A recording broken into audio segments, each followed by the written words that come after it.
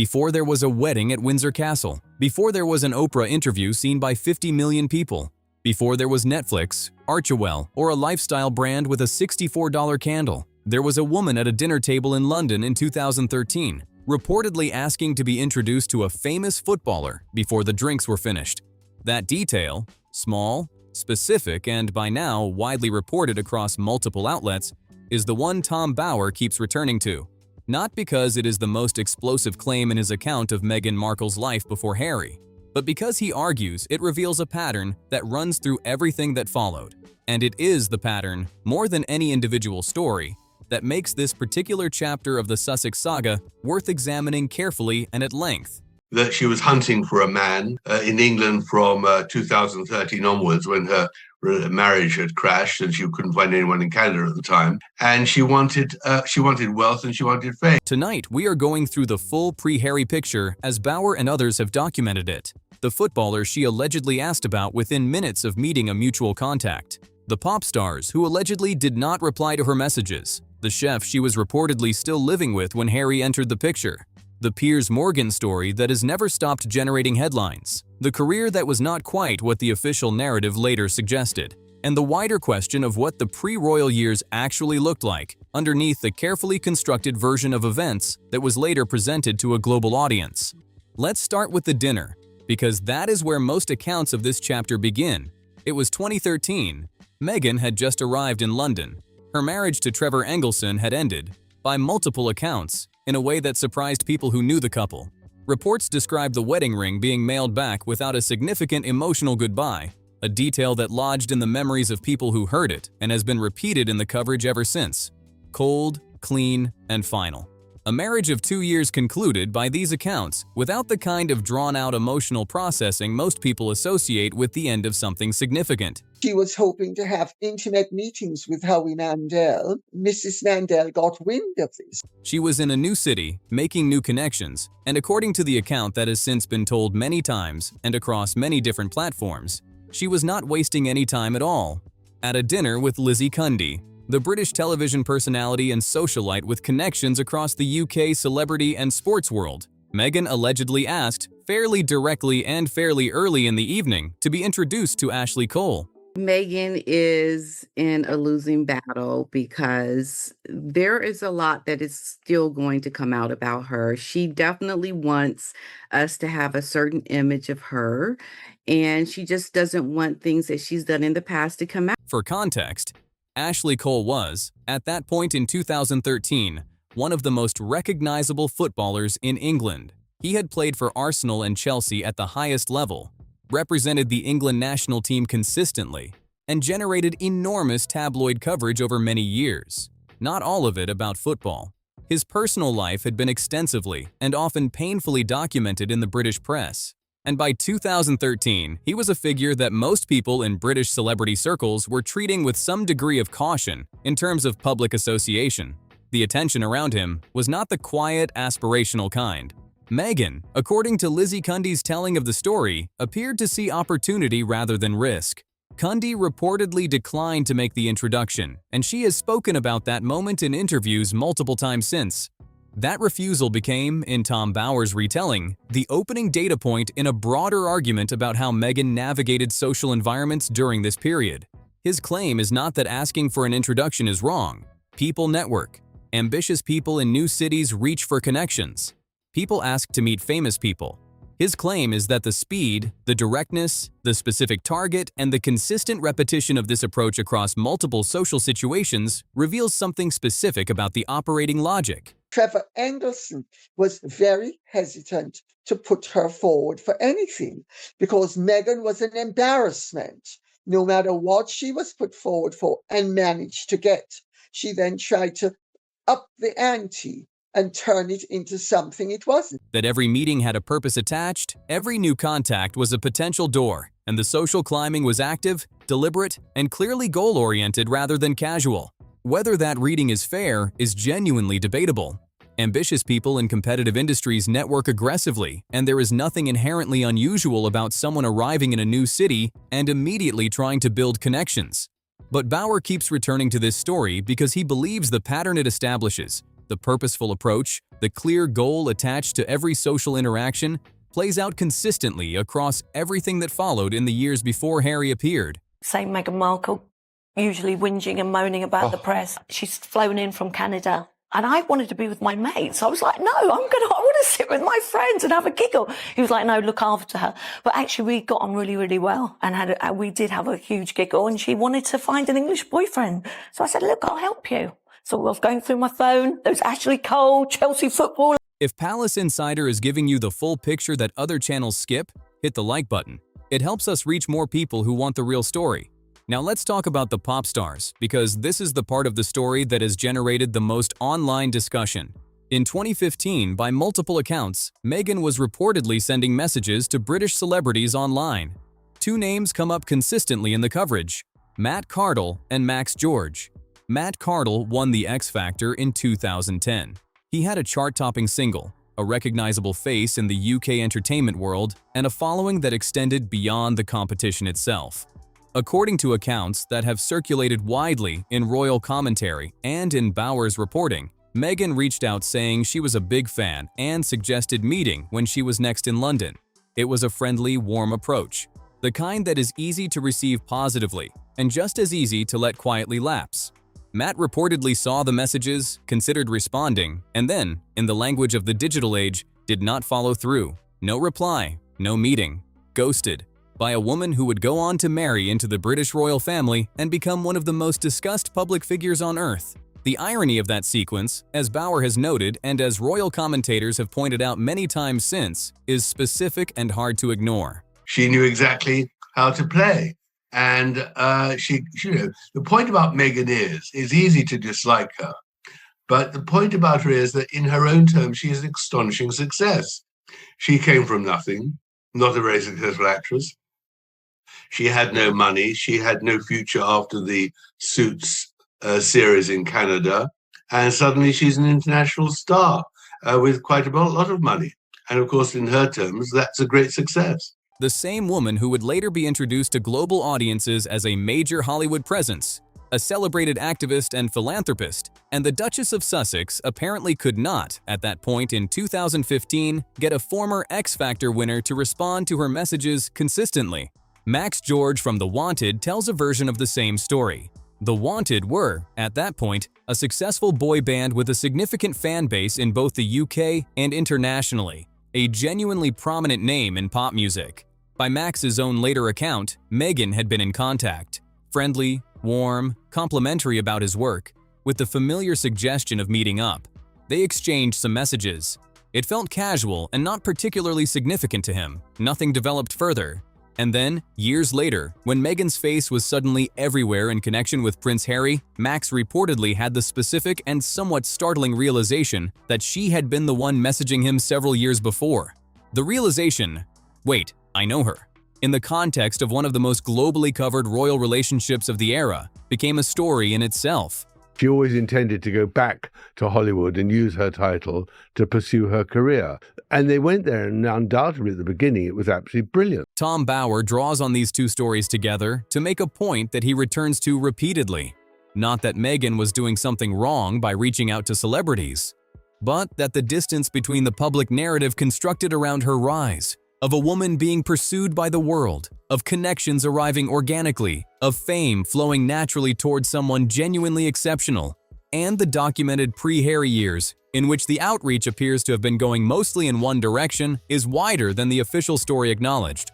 Subscribe to Palace Insider and drop your take in the comments below. And the people who were on her hit list included Max George from the boy band The Wanted, the professional footballer, at the time Ashley Cole, and Matt Cardle, the former X Factor winner. So I'll get to all of that.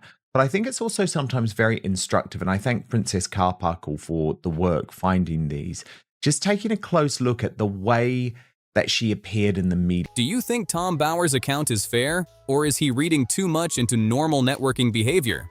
Now to the detail that Bauer has described as the most structurally significant in the pre-Harry timeline, the situation involving Corey Vitiello. Corey Vitiello was a respected and successful chef in Toronto's restaurant world, a genuine professional achievement in a competitive industry. By multiple published accounts, Meghan and Corey were in a serious relationship during her Suits years in Toronto. They were living together, building a shared life. And according to accounts from people who knew them during this period, Corey believed they were building a genuine future together. Not a casual arrangement, not a relationship that was clearly winding down, but something with forward momentum. The timeline question that Bauer and others have raised is this: when did the Corey Vitiello relationship formally end?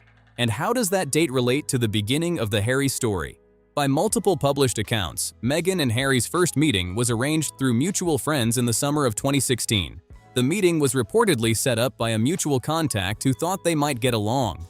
By the accounts in the Netflix documentary and elsewhere, the connection was immediate and the relationship developed quickly from that point. Bauer's argument is that the dates, when Corey Vitiello understood the relationship to be ongoing and when Meghan was developing her connection with Harry, do not fully separate in the way the official narrative suggested. He argues that when critics placed the available accounts side by side, the overlap became harder to square with the version of events that was publicly presented.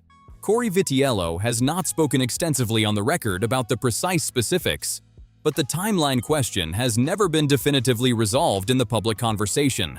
The reason Bauer considers this important is not primarily about the morality of how a relationship ended.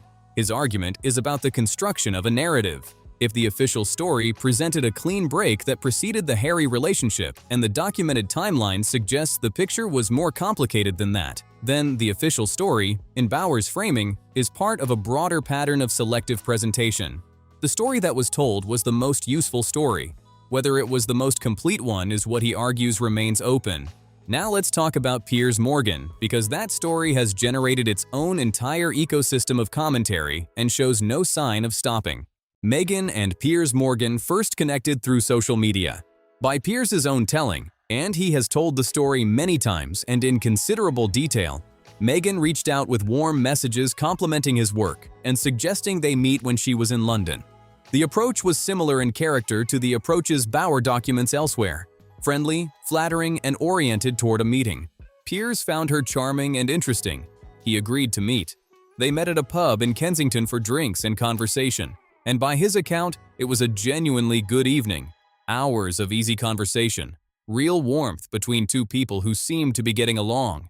He left believing he had made a new celebrity friend in a genuine sense. Not a transactional acquaintance, but someone who had been worth the time and who, he assumed, would remain in contact. By his own account, he was pleased about the connection. He found her smart and engaging. The friendship felt real to him in the moment. What happened next has become one of the most repeated stories in the Sussex commentary world. Meghan left that meeting and, that same evening, went to a blind date that had been arranged through mutual friends. The blind date was with Prince Harry. They met. By multiple accounts, the chemistry was immediate and the connection was significant. And after that evening, according to Piers Morgan, Meghan stopped being in contact entirely. No follow-up messages, no maintaining of the friendship, no check-in of any kind. The person he had spent a generous amount of his evening talking to, and toward whom he had formed a genuinely warm view, had simply, and without any stated reason, stopped being in touch. Bauer identifies this as the same operating logic he traced at the Lizzie Cundy dinner and in the messages to Matt Cardle and Max George, playing out at a different scale and with a different target. In his telling, a connection is pursued with warmth and attention for as long as it serves a purpose. And when a more significant connection appears, the earlier one becomes irrelevant. Whether that is a pattern or whether it is an interpretation, Piers Morgan, who has spent the years since making his feelings about Meghan considerably and publicly clear, has constructed after the fact, the audience can weigh for themselves. What is documented is the sequence of events: the pub, the evening, the same date, the silence that followed. Piers has spoken about it in interviews, on television, and in his published writing. He has never, by any public account, fully moved past it. And Bauer uses it as the clearest single illustration of the pattern he argues runs through the entire pre-Harry chapter. Now let's zoom out and look at what Bauer is actually arguing with all of this material, because the individual stories are interesting, but the cumulative argument is the thing worth examining carefully. His core claim is that the public was presented with a specific and carefully constructed version of Meghan Markle's rise. Organic, authentic, pursued rather than pursuing. A woman whose fame and connections arrived because the world recognized something genuine and exceptional in her. And his argument is that the pre-royal years, when you look at the documented accounts rather than the officially presented narrative, tell a measurably different story. The difference, in Bauer's framing, is not between a good person and a bad person. It is between a presented story and a documented one. Between the version of events that was shaped for public consumption and the version that the named sources, the contested timelines, and the specific interactions suggest actually took place. A story of active and deliberate social climbing, of networking with clear goals attached to each interaction, of relationships that were left behind when better connections appeared, and of a career that had reached a ceiling that the official narrative significantly obscured. On the career specifically, Bauer is blunt in a way that has generated significant pushback. Meghan's role in Suits gave her visibility, a regular income, and a comfortable professional life in Toronto. It was a well-regarded cable drama with a loyal audience that ran for 9 seasons and gave Meghan a consistent professional platform. But Bauer is direct about where that placed her in the actual Hollywood hierarchy. Not A-list, not close to A-list, and not on a clear trajectory toward the kind of breakthrough roles that transform cable television actors into genuinely global stars. He notes that she had access to professional connections that most struggling actors would never have. Family members with industry credits, networks built over years of working in television. And yet, by his account, none of those connections had translated into the level of career success that the post-royal narrative implied she had been on the verge of when Harry appeared. The picture painted in certain profiles and interviews of a woman just about to break through to major Hollywood stardom was, in Bauer's assessment, a significant construction built around what the narrative required rather than what the career trajectory actually demonstrated. There is also the Deal or No Deal chapter, which Bauer and other critics have returned to repeatedly. Before Suits, Meghan appeared on the game show as one of the briefcase models, a professional job in television that paid and provided exposure, but one that does not quite align with the retrospective account of a serious actress building steadily toward major breakthrough work. Meghan has spoken about her own feelings of objectification during that period, but critics note that the way the Deal or No Deal years were subsequently framed, as a humiliating detour from a more serious path, conflicts with the timeline of how those years actually fit into the career. It was, by every available account, simply a job in television. The interpretation of it as something other than that came later. Whether that assessment is accurate, fair, or simply the product of a critical biographer working from a preformed conclusion is something the audience has to weigh. Meghan's supporters argue consistently that her career was solid and growing, that she was building something real, and that the Bauer account is shaped by the sources who agreed to talk to him. Sources who, by definition, are unlikely to be neutral. That is a fair challenge to the methodology of critical biography, and it applies to Bauer's work specifically. But the sources Bauer uses for the individual pre-Harry stories are, in most cases, named. Lizzie Cundy has spoken about the dinner on record. Matt Cardle's account of the messages exists in published form. Max George's recollection is documented. Piers Morgan's account of the pub evening is one of the most extensively told stories in royal commentary. The pattern Bauer constructs from these named accounts is his interpretation. The accounts themselves are not anonymous. In 2026, with the Sussex operation under the kind of commercial and reputational pressure that multiple commentators have documented in detail, the Invictus financial questions, the brand performance, the Project Thaw debates, the celebrity silence, the pre-Harry years are circulating again with renewed intensity in royal commentary circles. The gap between the origin story that was publicly told and the one that the documented record suggests is being examined with more scrutiny than at any previous point. Whether that scrutiny changes anything for the people who formed their views during the height of Sussex sympathy in 2021 and 2022 is a different question. But for the audience that is still placing events side by side and asking whether the official version and the available evidence fully match, the pre-Harry chapter offers a specific and sourced set of data points that the official story has never fully addressed. The dinner in 2013, the messages in 2015, the timeline in 2016, the pub in Kensington that same evening, 4 documented moments, multiple named sources, one sustained argument from Tom Bauer that the story you were sold and the story that is supported by the evidence are not entirely the same. That argument has been in circulation since Bauer's biography was published, has never been fully resolved, and has never been adequately addressed by the other side in a form that accounts for the named sources. Meghan has rejected it. Her supporters have challenged the methodology and the sources. And yet the individual stories, the named accounts, the documented sequences, have not disappeared from the public conversation. They keep resurfacing whenever the Sussex brand faces commercial or reputational pressure, because they offer a specific and alternative origin story to the one that was carefully crafted and presented.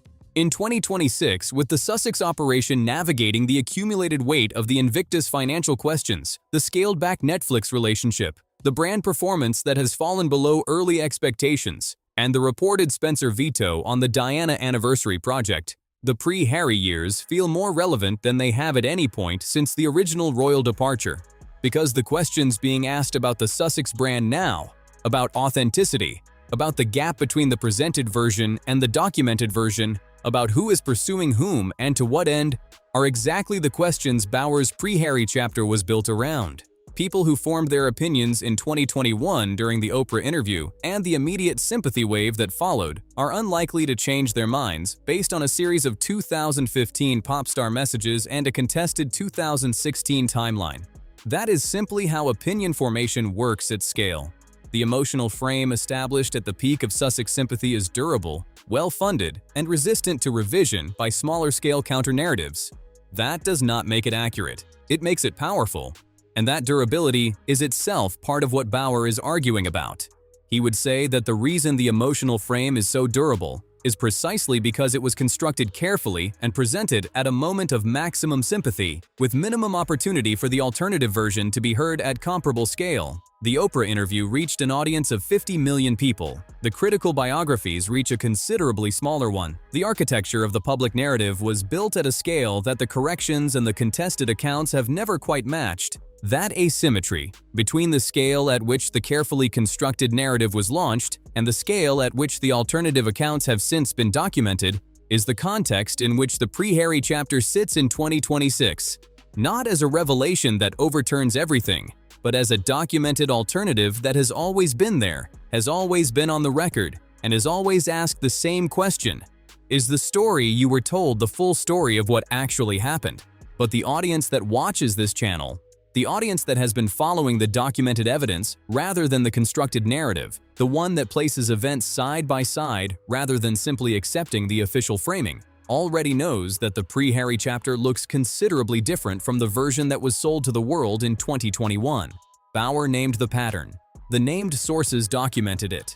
And the pattern he identified, the dinner in 2013, the messages in 2015, the timeline in 2016, the pub on the same evening, is what it is, regardless of what the official story chose to emphasize and what it chose to leave out. The pre-Harry years are the foundation on which everything that followed was built. They are the ground floor of the entire Sussex story, the part that was least visible at the time, most carefully shaped in retrospect, and most worth examining now. Understanding them carefully, not through the lens of the biographer who opposes her, and not through the lens of the advocates who support her, but through the specific and documented accounts of named people who were there, is how you actually understand the Sussex story, rather than simply choosing the version that the largest platform presented most loudly.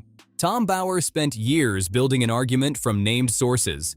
The question is whether the argument holds, whether the pattern is real, or whether the events that make up that pattern have simpler explanations when you look at them individually rather than in sequence. That is a genuinely interesting question to sit with.